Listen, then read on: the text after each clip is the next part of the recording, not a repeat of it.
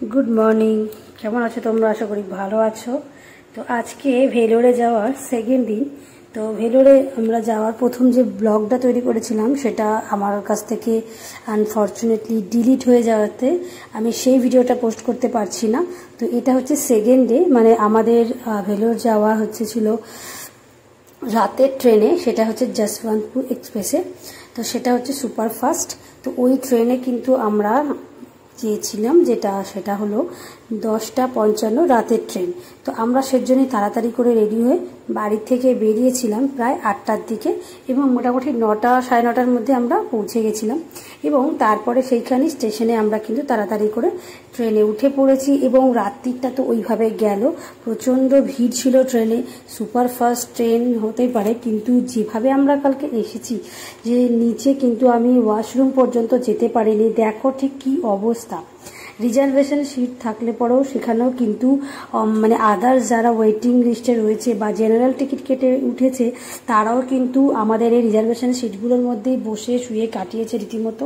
এবং তার সাথে কিন্তু রয়েছে এই মানে ট্রেনের যেহেতু কম এবং লোকজন বেশি, সেক্ষেত্রে হচ্ছে ট্রেনের নিচের পোর্শনে যেখানে সবাই হাঁটাচলা করে সেইখানে মানুষরা কিন্তু শুতে বাধ্য হয়েছে। তাদেরও দোষ নেই, আসলে তারাও তো সবাই কেউ না কেউ তাদের গন্তব্যস্থলে যাবে, কিন্তু তারা ওয়েটিং লিস্টে রয়েছে, তারা কেউ জেনারেল টিকিট কেটে উঠেছে কিন্তু কনফার্মেশন সেভাবে পায়নি বলে তারা ট্রেনে তো উঠে পড়েছে। তবে তুলনামূলক তাদেরকে কিন্তু অনেকটাই ফাইন দিতে হয়েছে, প্রায় 1200-1400 টাকা, কাউকে 1500 টাকা এরকম ফাইন দিয়েও বেচারাদের যেতে হয়েছে। আর নিচের পোর্শনে যেখানে হাঁটাচলা করা হয় সেখানে দেখতে পাচ্ছ এখন তো তবু কম, যেহেতু দিনের বেলা আলো ফুটেছে তো এখানে অনেকে সবাই যারা শুয়েছিল তারা উঠে পড়েছে। কিন্তু রাতে মানে যখন এই আইসিটিসি যেগুলো যারা খাবার ফাবার দেয় তারা যতক্ষণ এখান থেকে হাঁটাচলা করে ততক্ষণ কাউকে শুতে দেয় না, কিন্তু তাদের যখনই খাবার দেওয়া কমপ্লিট হয়ে যায় রাত্রি 10টা-11টার পর থেকে কিন্তু এখানে পুরো লোকজন শুয়ে শুয়ে কিন্তু যাতায়াত করে, তার জন্য কিন্তু ওয়াশরুমে যাওয়া খুবই প্রবলেম। তো এইখানে দেখতে পাচ্ছ মানে একদম গাদাগাদি করে কিন্তু এখানে সবাই ছেলেরা বসে রয়েছে।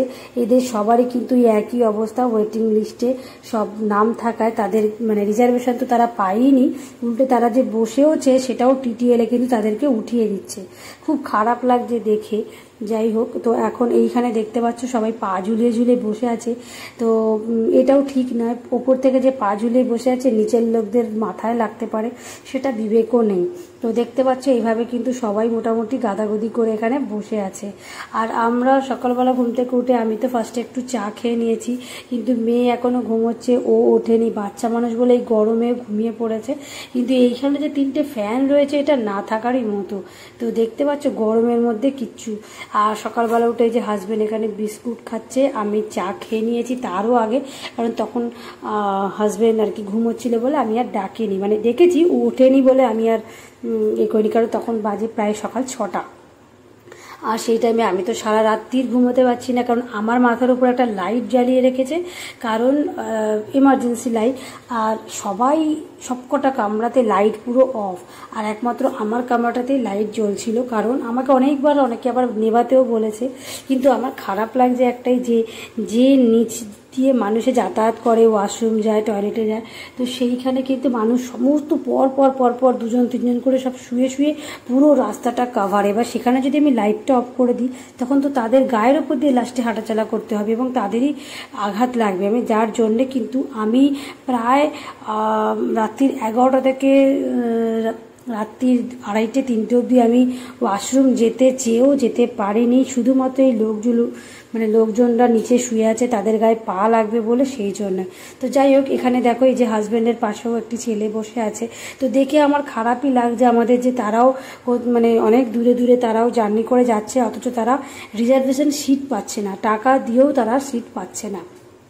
তো যাই হোক, এখন অনেক কষ্টে আমরা তো 2টো উপরের বাঙ্কি পেয়েছিলাম। তো আমার শরীরটা ভীষণ খারাপ করছিল এবং আমার সাফোকেশন প্রবলেম শুরু হয়ে গেছিলো, যেহেতু মানে বাইরের হাওয়াও সেভাবে পাচ্ছিল না। লাস্টে এখানে যারা আর কি ছিল, যে ছেলেগুলি এখানে জানলা থাকলে তারা আবার আমার শরীর খারাপ করছিল, আমি একটু প্রবলেমেও পড়েছিলাম, কারণ এমন টাইপের জিনিস খাবার দাবার ছিল ট্রেনে, সেই সবের একটা যে স্মেল আছে এবং মানুষজনের যে এতগুলো মানুষজন গাদাগাদি করে যাচ্ছে, তাদের একটা মানে ঘামের গন্ধ, সব কিছু মিলে না আমার শরীর ভীষণ খারাপ করছিল। তারপরে এই দুদিন জার্নি, কোনো হাওয়া নেই, একটু ফ্যানের হাওয়া নেই। এসি তো বুকিং করার কথা বলেছিলাম, কিন্তু হাজব্যান্ড যাকে দিয়ে টিকিট কাটিয়েছে সে এসি তো বুক করেনি। এরকম একটা মানে ট্রেন বুকিং করে দিয়েছে যেখানে পুরো দেশলাইয়ের বাক্সের মধ্যে মানুষজন গেলে যেভাবে আমরা জার্নি করতে হয় ঠিক সেভাবে আমরা জার্নি করছি। তো খুবই খারাপ অবস্থা, যার জন্য আমাদের এই জানলার সিটটা কিছুক্ষণের জন্য মানে এক্সচেঞ্জ করেছিলাম, যে এইখানে একটু বসে হাওয়া বাতাসটা একটু খেয়ে, আর আমার যে ওপরের বাঙ্কের সিটটায় আমি সেই ছেলেগুলিকে ছেড়ে দিই, তারা সেখানে দুজন মিলে ঘুমায় এবং তাদের সিটটায় আমি নিচে একটু বসেছি। আর বসার পরে কিছুক্ষণ যখন একটু সুস্থ বোধ করি তখন এই পাহাড়ের সিনগুলো একটু তুলতে পেরেছি। যাই হোক, মানে দৃশ্যটা তো খুবই মনোরম দৃশ্য, দেখতেই পাচ্ছ খুবই সুন্দর লাগছে। আর এইরকম পাহাড়ের ঢাল মানে দেখতে যেরকম ভীষণ ভালো লাগে, যত রাত হবে তত কিন্তু গভীর জঙ্গলে পরিণত হবে এবং এই সমস্ত জায়গায় কিন্তু তখন ভয়ঙ্কর হয়ে উঠবে। আর এখানে দেখো আমি বসেছি, আমার মেয়েটাও বসেছে এখানে, কারণ তার আগের দিন রাত্রিটা পুরোটাই আমরা বাঙ্কে অন্ধকারের মধ্যে ছিলাম। আর আমরা যতটা পেরেছি বাড়ির থেকে আমরা সব খাবার নিয়ে গেছিলাম ব্যাগ ভর্তি করে, কিন্তু খাবার আর ইচ্ছে আর হচ্ছিল না, এমনই গরম লাগছিল, তার সাথে মানে হাওয়া বাতাস পাচ্ছি না, শরীরটাও ভালো লাগছে না। আর মেয়েটাও আমার সাথে দেখো কিরকম চোখ মুখের অবস্থা হয়েছে একদিন জার্নি করেই। আর রাত্রিটা তো সেভাবে আমি ঘুমোতে পারিনি, হাজব্যান্ড আর মেয়ে ঘুমিয়েছিল। আর এটা হচ্ছে সকালবেলায় যে আমরা বসে রয়েছি এখানে। তো এখন আমরা একটু টিফিন করেছি, যেগুলো আমাদের ব্যাগে ছিল, সেটা হচ্ছে কিছু কেক, তারপরে চিপস, নিমকি, চা এইসব দিয়ে একটুখানি মিষ্টি, তার সাথে এগুলো খেয়েছি। খেয়ে টিফিনটা তো কমপ্লিট করেছি। এবার দুপুরবেলা দেখা যাক কী নেওয়া যায়, কারণ দুপুরবেলাটাই হচ্ছে আসল, কারণ তখন একটু ঠিকঠাক করে না খেলে তাহলে কিন্তু মুশকিল। তো যাই হোক, এখন এখানে বসে আছি আর দেখতে পাচ্ছ ট্রেনে কিন্তু ভীষণ ভিড়, মানে কোনো জায়গায় সেভাবে করা যাচ্ছে না, চারদিকে খালি মানুষজন আর বসে রয়েছে সবাই।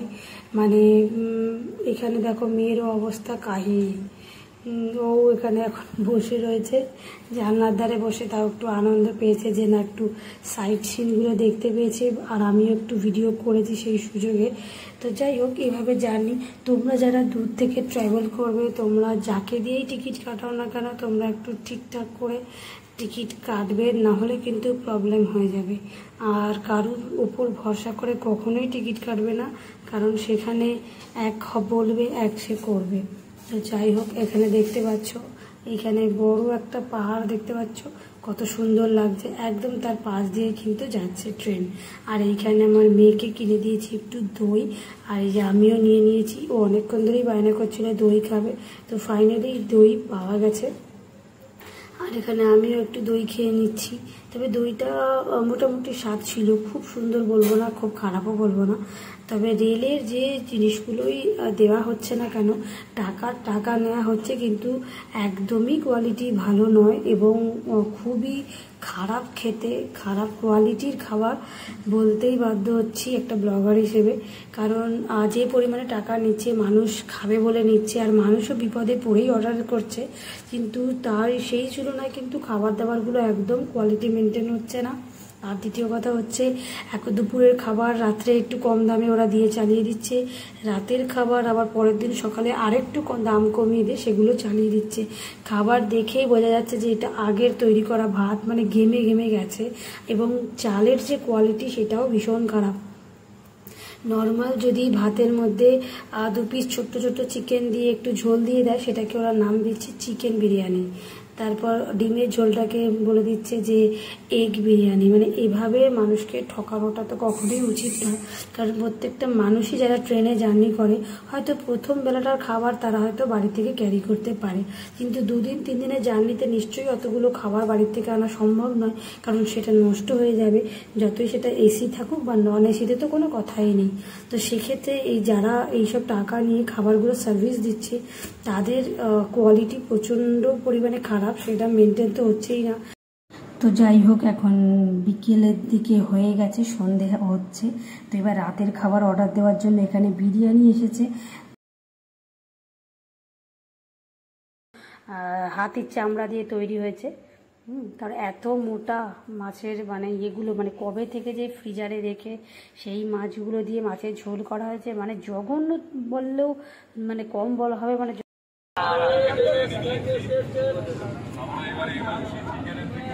আগেরটা দেখানো উচিত ছিল আমার ব্লগিং এ, যে এই তোমার চিকেন থেকে আমার আন্ডা হয়েছে।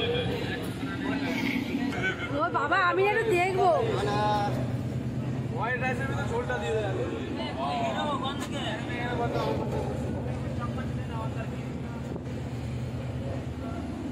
আমার দর্শক দেখাও সামনে গানটা।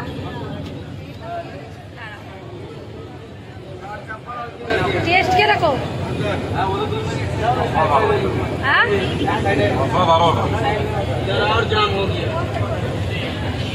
টেস্ট কিরকম বলো? বলে বোঝাতে পারছি না, ডেফিনেশন পাল্টে গেছে। মাংসের ঝোল ভাতের মতো হয়েছে।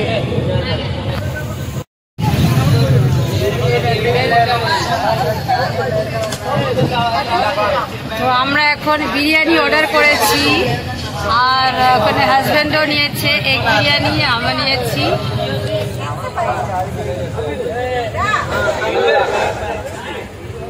চিকেন বিরিয়ানি। এখন জানি না কি খাবার হবে, খেতে গেলে বোঝা যাবে। জঘন্য খাবারের কোয়ালিটি, টাকা দিয়েও খাবার খাওয়া যাচ্ছে। বাবাই রে, হ্যাঁ বাবাই, এই রে বিরিয়ানি অর্ডার করেছে। তো এখন বিরিয়ানি অর্ডার করার পরে এই যে এখন প্যাকেট খুলছি, প্রচণ্ড পরিমাণে ভয় লাগছে, মনে হচ্ছে যেন এইচএসে রেজাল্ট বেরোবে। তো যাই হোক, দেখো কি অবস্থা বিরিয়ানির, দৃশ্যটা আমি ভাবতে পারছি না জাস্ট। তো ভয় তো পাবই।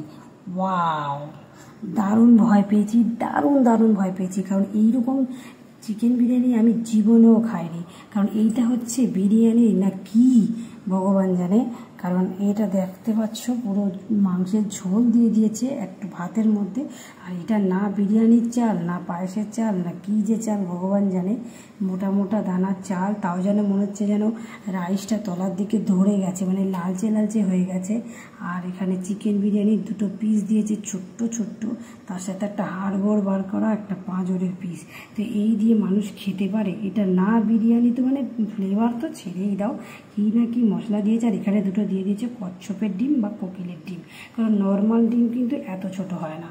তো যাই হোক, হয়তো মুরগি ভেবেছে ডিম পারবে না, তাও কষ্ট করে পেরেছে। তো যাই হোক, ওইটুকুর জন্য থ্যাংক ইউ বলবো মুরগিকে, যে এটা আসলে যে কিসের ডিম জানি না।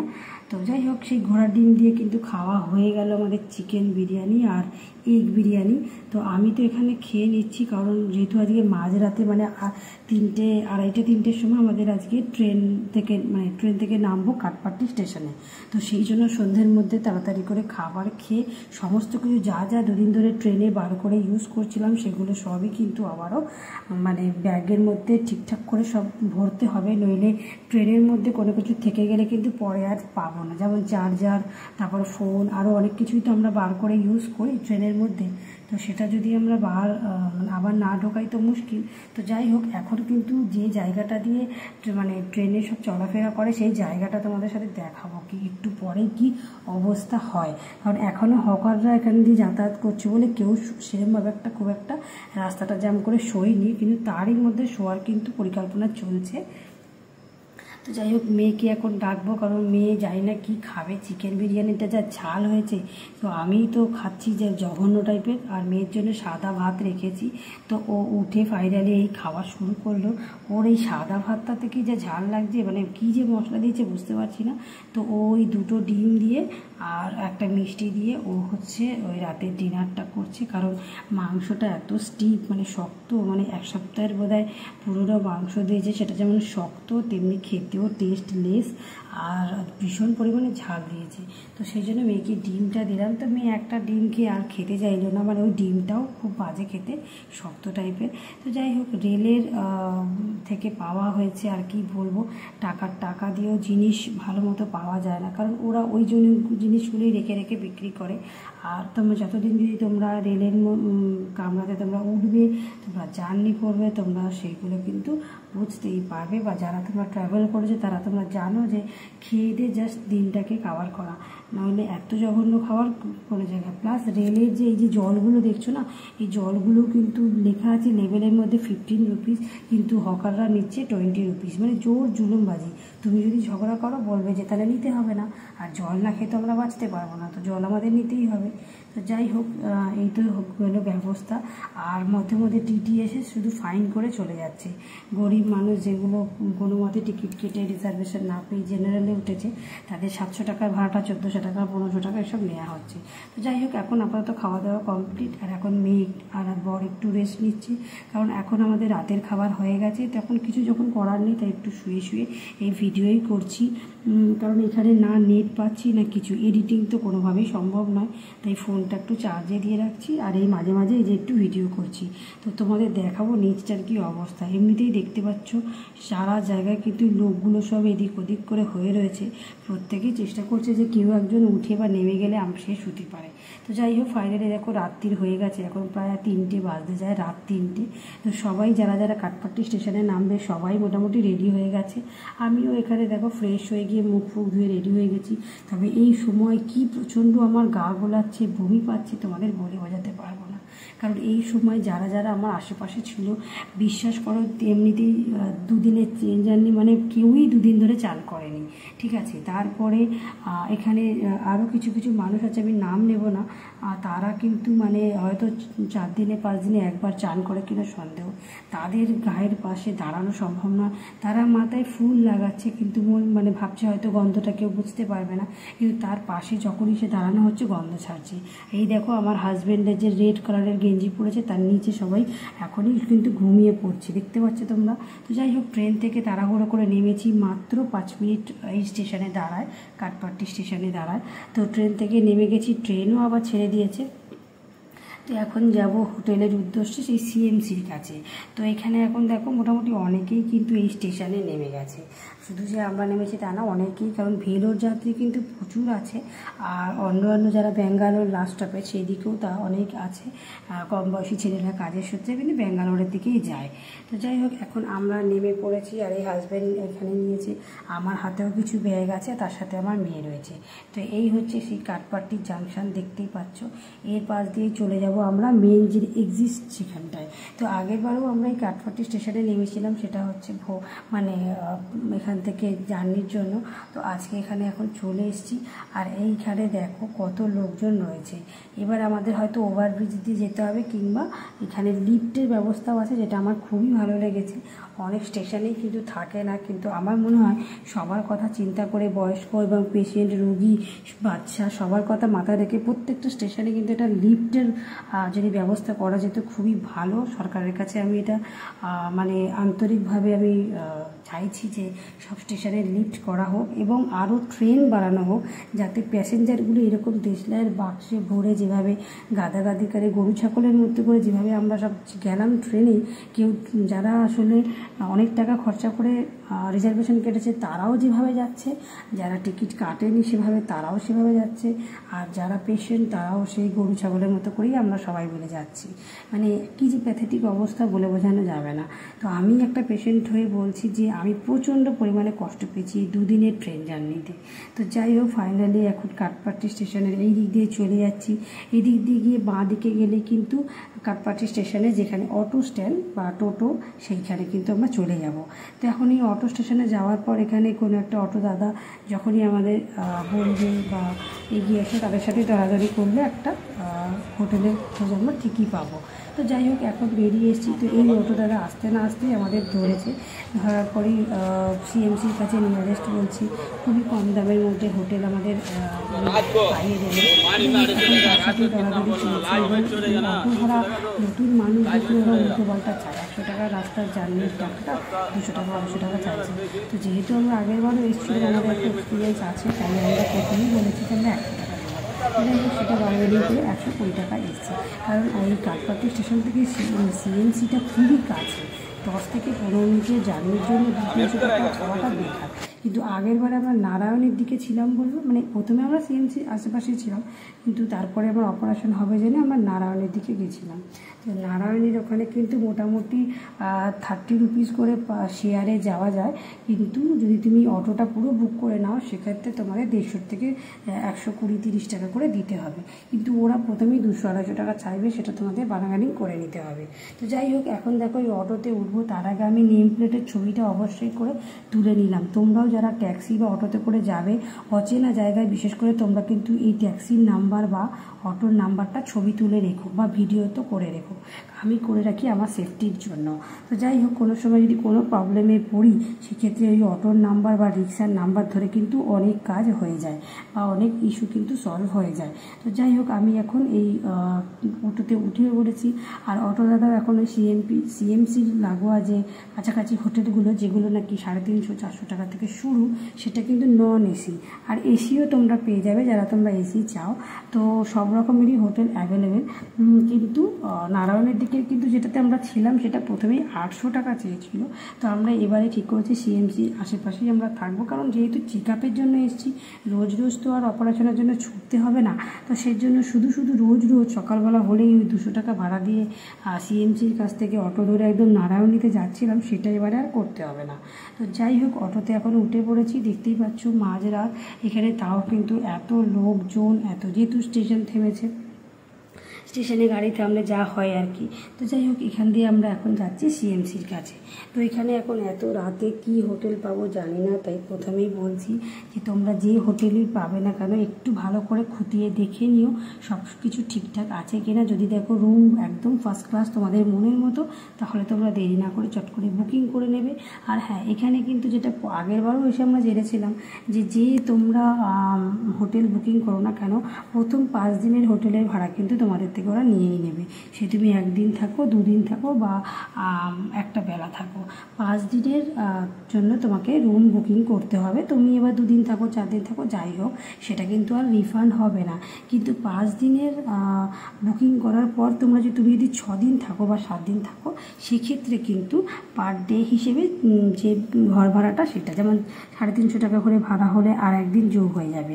তো ধরো তোমরা 500 টাকা দিয়ে বুকিং করলে কিংবা 2000 টাকা দিয়ে বুকিং করলে, সব জায়গায় কিন্তু সমান নয়। তোমাকে 5 দিনের টাকা কিন্তু ওরা একবারে নিয়ে নেবে। এইবার তুমি সেখানে 4 দিন থাকতে পারো বা 3 দিন থাকতে পারো, সেটা তোমার লস। ওরা ওদের 5 দিনের টাকা কিন্তু নিয়ে নেবে একদম। তারপরে তুমি যদি আরেক দিন বাড়াতে চাও, সেক্ষেত্রে ওরা পার ডে হিসাব করে নেবে। তো এখন প্রথমেই একটা এখানে লজে যাচ্ছি, দেখা যাক এই লজটা কেমন হয়। তবে অনেকটাই গলির ভিতরে, তো বুঝতে পারছি না কীরকম হবে বাজার দোকান, কারণ আমরা ঠিক করেছি এবারে প্রথম থেকেই আমরা বাসনপত্র ভাড়া নিয়ে আমরা এখানে রান্নাবাড়ি করে খাবো।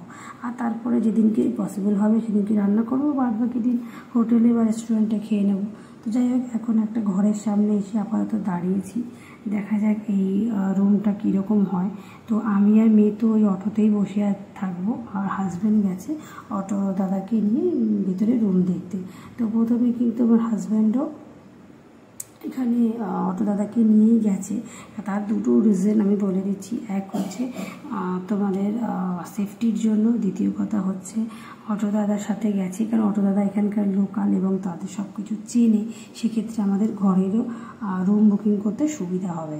যাই হোক, এই রুমটা দেখে আসো, ততক্ষণ আমরা এই অটোর মধ্যে আমি আর আমার মেয়ে বসে আছি। তো দেখো, ওরা রুম দেখে চলে এসছে, কি বলে দেখা যাক। তো যাই হোক, যেটা হলো বোঝা গেল যে এই রুমটার মধ্যে একদমই একটাও জানলা নেই, তার জন্য কিন্তু খুবই সাফোকেশন হবে। তো জানলা যেহেতু নেই, সেজন্য এই রুমটা আর নেওয়া যাবে না, কারণ একে হচ্ছে এই রুমে কোনো এসি নেই, জাস্ট ফ্যান। তার মধ্যে যদি রুমের একটাও জানলা দরজা না থাকে তাহলে তো এখন আমরা অটোতে বসে আছি। তো হাজব্যান্ড আর হাজব্যান্ড আর ওরা দেখতে গেছে হোটেলটা আর কিরকম ঠিকঠাক আছে কিনা।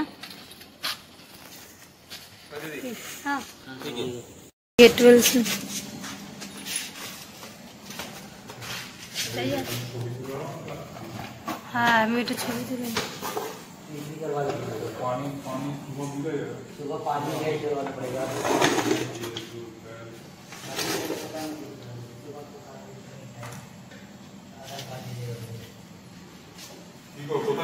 এই তো কোথায়? হ্যাঁ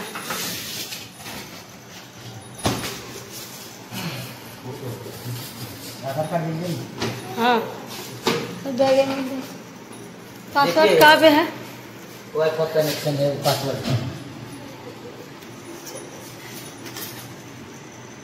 गेट वेलसन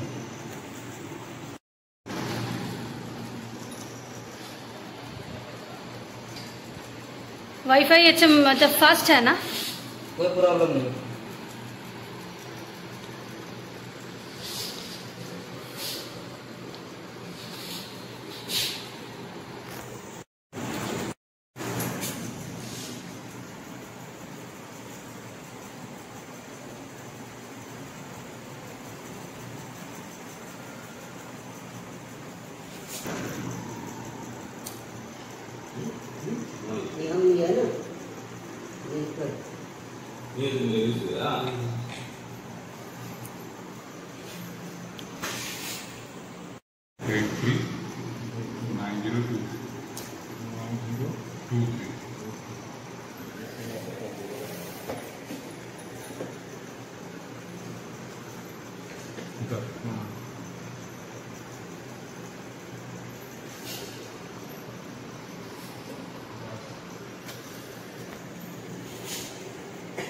भूगे दी इसका जेरोक्स कुछ लगेगा? कुछ नहीं लगेगा। ठीक है। एडवांस कितना करना है? एडवांस मतलब वो जो जितना दिन स्टे करेंगे उतने का पैसा? नहीं 5 दिन का बुकिंग 5 डेज का बुकिंग। 5 डेज से कम रहेंगे तब भी बुकिंग 5 डेज गैस का अगर पहले जाएंगे तो गैस का रिफंड होगा। अगर 5 दिन बुकिंग उससे कम नहीं होगा अगर हम 4 दिन रहे तो? अब 1 दिन रहिए 2 दिन उसका बुकिंग पैसा नहीं रिटर्न। 5 डे कहीं भी जाइए 5 दिन का लगेगा। वो बिल्ली नहीं हर इलाहाबाद में वही है।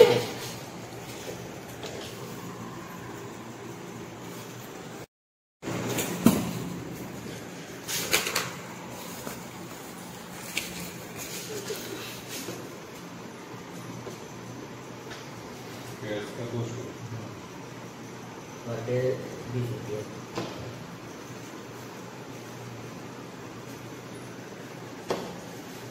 ठीक है रूम खुला है। सुबह में पानी गैस कितना है पानी?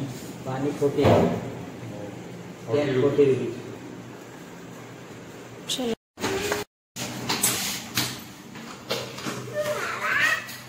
ऐसे बोलो फर्स्ट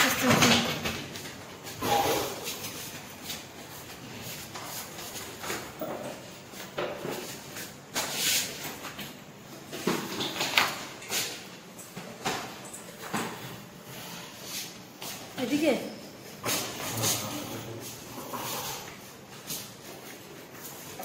লাস্টেরটা নাকি?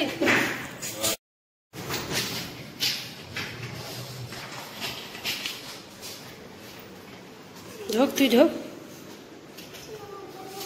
থাক না ছুটি করে ঢোক।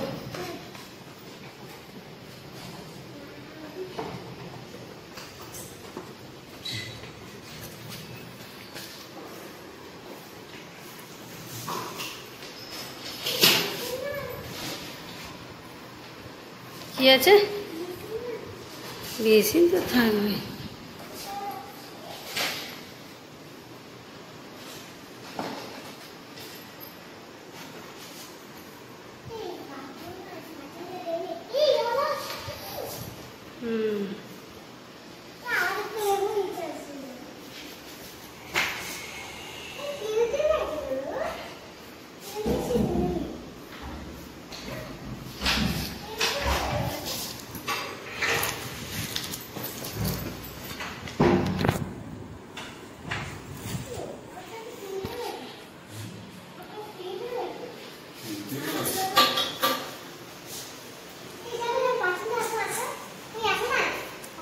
টিয়া পাখি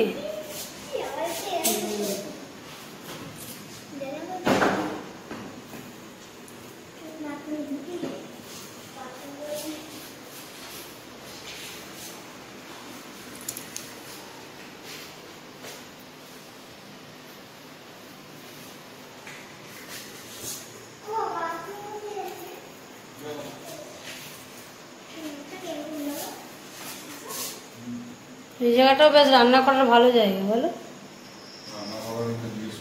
না না, বলছি কি সুন্দর, বলছি এবার স্ল্যাবও করা আছে, এখানে বাসনও মাজা যাবে। এই বাথরুমের মধ্যে, বাবা কি রে, বাথরুমের মধ্যে যে উঁচু, ভালোই ঘরটা। কত নিল ভাড়া? ঠিকই আছে, আগেরবার আমরা ওখানে। রুমের মধ্যে ফাইনালি চলে এসেছি, আর রুমটা বেশ বড় এবং ভালোই পছন্দ হয়েছে।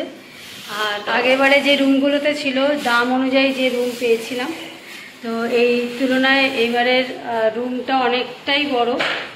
আর বেড এই যে মানে সিঙ্গেল বেড পাশাপাশি রাখা হয়েছে। আর এই যে বাথরুমটাও ক্লিন আছে। আর সব থেকে বড় কথা হচ্ছে যে এখানে কুকিং করার জায়গা, এই যে এখানটা, এখানে কুকিং করা যাবে। এই যে, আর এই বাসনগুলো দিয়েছে ফ্রি। গ্যাসের ভাড়া নেবে, কিন্তু রান্নার যে বাসন, কিছুটা বাসন ওরা ফ্রিতে দিয়েছে। আর পার ডে গ্যাস ভাড়া ওরকম করে আর কি হিসাব আছে। এখানে হচ্ছে বাসন মাজার জন্য। আর এই হচ্ছে রুম, এই হচ্ছে রুম। আর এখানে হচ্ছে তাকে জিনিসপত্র রাখা যাবে। এই হচ্ছে, তবে রুমের মধ্যে একটাও আয়না নেই। রুমের মধ্যে একটা বাথরুমে আছে। আর এই হচ্ছে এই যে মেয়ে। তো যাই হোক, ফাইনালি পৌঁছে গেছি। প্রচণ্ড ধকল গেছে, শরীর ভীষণ খারাপ করছে। ট্রেনের মধ্যে 2 দিন জার্নি, তার মধ্যে আমার খুব কষ্ট হচ্ছিল স্পেশালি। তারপর যাই হোক, এখন রুমে চলে এসেছি। যা স্টেশন থেকে নেমেই একদম অটো ধরেছি, ধরে একদম খুব তাড়াতাড়ি সিএনসির কাছে চলে এসেছি। এইখানে সিএনসির কাছে এলাম বলেই তাড়াতাড়ি আমরা চলে এলাম, বলো? এইটা যদি সেই নারায়ণীর ওখানে যেতাম আরও বোধহয় 15 মিনিট লাগতো, বলো না? আরও বেশি লাগতো। নারায়ণীর ওখানে যেখানে গেছিলাম সেইখানে হোটেল ভাড়াও বেশি, 750-800 টাকা হোটেল ভাড়া, তার মধ্যে বাসন ভাড়া আলাদা করে সব কিছু। তারপর ওয়াইফাইয়ের কানেকশানও নেই। তারপর হচ্ছে আরও অনেক রকমের টাকা। আর এখানে হচ্ছে ওয়াইফাইও পেয়ে গেছি, ভালো ওয়াইফাইয়ের স্পিড বললো। তার সাথে সাথে রুম 350-400 থেকে শুরু, তো সেটাও পেয়ে গেছি। রান্নাবাড়ির সমস্যা তো যাই হোক সব কিছু ঠিক আছে। আর পাশেই একদম, এটা মানে একদম হিন্দু এলাকা। এখানে হচ্ছে সবজি বা মানে সকালবেলায় মার্কেট বসে, হিন্দু জায়গা, সব কিছু অ্যাভেলেবেল বলছে। সকালবেলা উঠলে বোঝা যাবে যে সবটা কীরকম। তো ঠিক আছে, দেখতে থাকো তোমরা ভিডিওটা। আর আরও অনেক কিছু ইনফরমেশান থাকবে নেক্সট ভিডিওতে। তো আজকের জন্য এটাই, টাটা।